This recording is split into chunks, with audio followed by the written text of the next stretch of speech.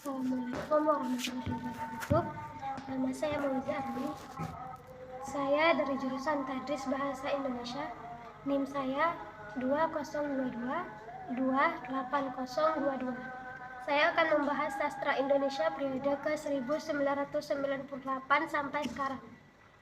Periode terakhir dalam perkembangan kesastraan Indonesia modern ini ditandai kemunculan pengarang-pengarang perempuan yang karyanya tidak hanya banyak dipuji dari pengamat sastra tetapi diapresiasi oleh masyarakat dengan banyaknya buku yang terjual. Munculnya sastra cyber tidak menyingkir sastra-sastra yang muncul pada media konvensional seperti majalah dan koran. Media penerbitan seperti koran dan majalah dalam perkembangan kesejahteraan telah lama memberi ruang bagi kehidupan sastra Indonesia. Munculnya kembali gejala melimpahnya cerpen dalam koran dan majalah memperkaya khasanah sastra Indonesia. Hal itu tentunya harus menjadi catatan penting bagi penulis sejarah sastra, agar kesalahan pada masa lalu tidak terulang lagi.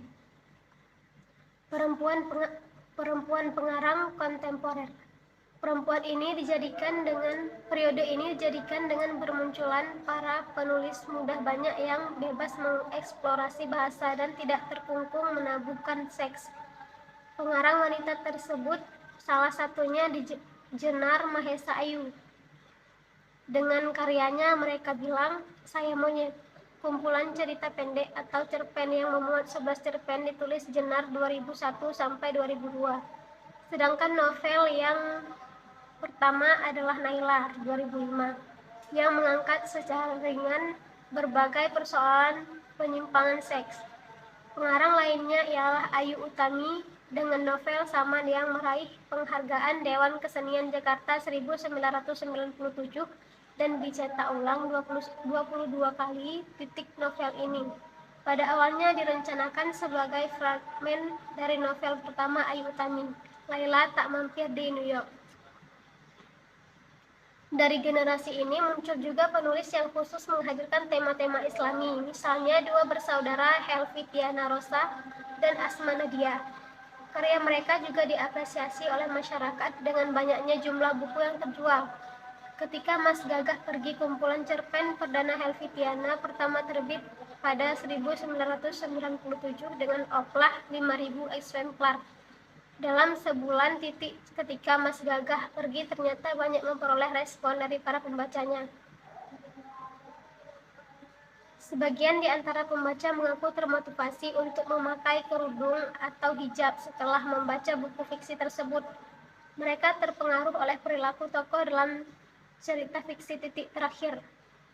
Lelaki Kabut dan Boneka 2002 cetakan pertama 10.000 eksemplar sudah terjual, kini memasuki cetakan kedua. Helvi telah membukukan sekitar 15 karyanya, sebagian besar kumpulan cerpen. Sastra cyber. Situs sastra yang menjadi awal sastra cyber di Indonesia adalah cybersastra.com. Situs yang dikelola oleh Masyarakat Sastra Internet atau MSI dengan redaktur Nanang Suryadi dan kawan-kawan. Mengawali cyber sastra di Indonesia.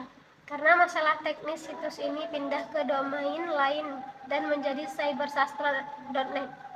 Setelah itu, lembah-lembaga terutama yang bergerak dalam bidang kesenian seperti Yayasan Lontar dengan www.lontar.org. Yayasan lain yang memiliki situs seperti itu ialah Yayasan Keraju, KSI, Aku Baca, Aksara, dan Icon. Dibandingkan puisi, novel, dan drama cerpen, Indonesia pada paruh waktu pertama pasca reformasi mengalami booming. Cerpen telah sampai pada jati dirinya. Ia tak lagi sebagai selingan di hari Minggu. Kini cerpenis dipandang sebagai profesi yang tak lebih rendah dari novelis atau penyair. Cerpenis tak diperlakukan sebagai orang yang sedang belajar menulis novel. Kondisi ini dimungkinkan oleh beberapa faktor berikut seperti kesemarangan media massa. Surat kabar dan majalah telah membuka ruang yang makin luas bagi para cerpenis untuk mengirimkan karyanya. Meskipun posisi cerpen berada dalam keadaan yang begitu sumerak dan memperoleh tempat teristimewa, Dalam hal regenerasi boleh dikatakan belum cukup signifikan titik masalahnya. Secara substansial, sejumlah cerpen muda yang muncul belakangan harus diakui belum menunjukkan usahanya mengusung sebuah gerakan estetik yang kemudian menjadi sebuah mainstream. Titik arus besar cerpen Indonesia pasca reformasi masih tetap didominasi nama-nama lama yang memang telah menjadi ikon cerpen Indonesia kontemporer. Cerpen Indonesia mutakhir masih tetap tak dapat menenggelamkan sejumlah nama yang muncul justru sebelum terjadinya reformasi. Sejumlah nama cerpenis lain yang kelak menjadi sastrawan penting Indonesia dapat disebutkan beberapa di antaranya. Teguh Winarso, Hudan Hidayat, Maroli Simbolon, Satmoko Anwar, Yusrizal KW, Isbedi Setiawan, Trianto Triwikomo, dan Damhuri Muhammad.